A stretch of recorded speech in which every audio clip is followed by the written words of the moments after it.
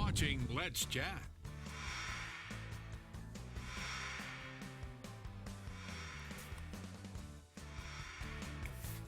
High school football fans here in the Tennessee Valley know that one game that is sure to raise a lot of excitement, not just among the players and the coaches and the teachers, but also the alums from both schools, is the Baylor-McCallie game. Where is it, the McCallie-Baylor game?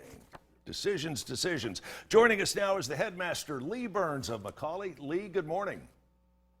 Good morning. Thank you for having me. Excited to be here and looking forward to a great week. This is going to be a lot of fun. And we also have the headmaster from Baylor School, and that is Mr. Scott Wilson. Scott, good morning to you as well. Morning, Chip. Happy to be with you. We're glad to have you guys here, too. Now, this is not going to be your conventional television interview. We're going to do a little serious talking, then we're going to do a whole lot of trash talking. You good with that? Sounds good. Sounds All great. right. Now, we have had this discussion here in the building, and we've had this on and off for years. I mean, many years, going on decades, about this particular game. And is it the Baylor-McCallie game, or is it the McCallie-Baylor game? Well, I would say on Yeah, I this guess side it of depends town, on it's who the you Baylor-McCallie game. All right. Scott says it's the Baylor-McCallie game. Lee, what's your take on this? You know, my take on it is, as long as we have more points beside our name Friday night at about 9:30 at night, that's what I care about. And the semantics of McCallie, Baylor, McCallie, doesn't really matter to me. All right, let's see here. I believe that round one might go at opening to Mr. Burns. All right, now, seriously, guys, why do you think this game, it gets everybody's spirits up, and especially after this crazy year we've had in 2020, I think it's even more so. Let's see.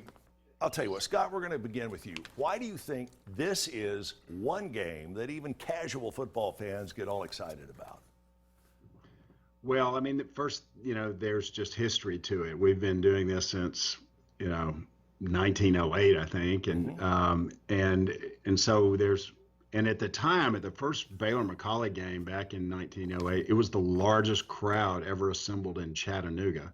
Wow. So, ever since then, it's just been one of those traditions in our city, and whether you're attached to Baylor or McCallie, even the casual, sports fan is interested in the game and what happens. So, right.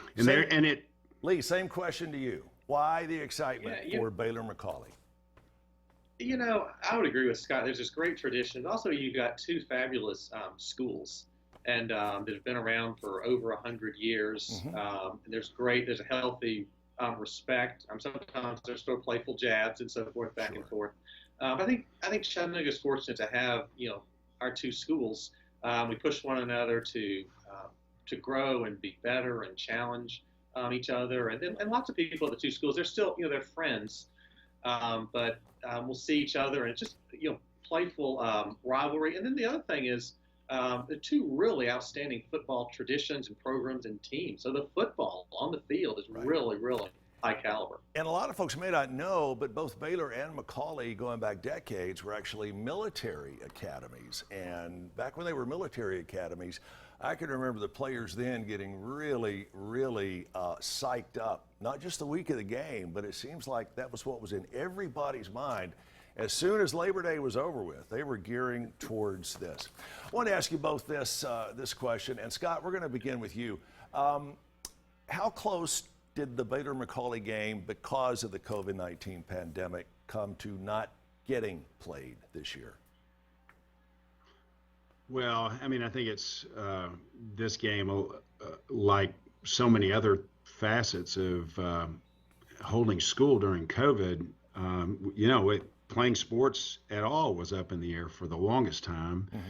And Lee and I talked this summer, and Lee reached out to me. McCallie was scheduled to host this year, and when it was apparent that we were going to try to play sports in Tennessee, and I think it was the right decision for kids that we moved ahead playing sports, but to do it safely and to accommodate our fans. I mean, I think it was a wonderful idea to go to Findlay for this game and play it as a neutral site game. And mostly, I mean, I'm all about our students, and Lee is too, and that was the way we were going to be able to accommodate as many students as possible for Friday night. All right, Lee, were you apprehensive that this game might not come off in addition to the rest of the sports? Yeah, I really was. I mean, we weren't sure we were going to be able to open school in person, let alone have athletic contests, let alone play football, a sport with a lot of close, proximate contact. But as Scott said, I think it's a really good thing that we're in school and we're playing sports and really, quite frankly, doing it in relatively safe ways. I think both our schools have been fortunate that our students are really doing a good job of wearing masks and social distancing and following our protocols and temperature checks every day and those sorts of things. And so really we've been fortunate. I think the students so badly want to be in school and they really want to play this game. I mean, this is one of maybe the favorite week of the year for most, if not all, of our students. And to get back to have sort of a sense of normalcy and the fun and the spirit and, pep rally and all kinds of activities to go with this week is a really good thing. And the staffs at both Baylor and McCallie are going out of their way this week to make sure that those attending the game are doing so safely. All the social distancing precautions will be enforced. And gentlemen, I understand we have a limited number of tickets that are available for this game as well. Are there any still left? We've speak made for our Lee. tickets available. Our tickets are available to our students and our community, and we anticipate that all those will be taken. And that way, there won't be any tickets sold at the game. And we're limited to 2,000 tickets on each side. I mean, there could be 3 or 4 times that many fans that would want to come to the game if we weren't limited because of the social distancing. All right. That's right. I think the last time we played at Findlay, we had something like 15,000. So it was a bunch. So that's exactly right. All right, gentlemen, we're going to have to take a quick timeout, a very quick timeout. We're going to come back, dive into more of the diagnostics of this year's game specifically, and then we're going to turn off the transmitters and the telesponders, and you and I are going to do a little talking, just the 3 of us, all right? We'll keep this a secret.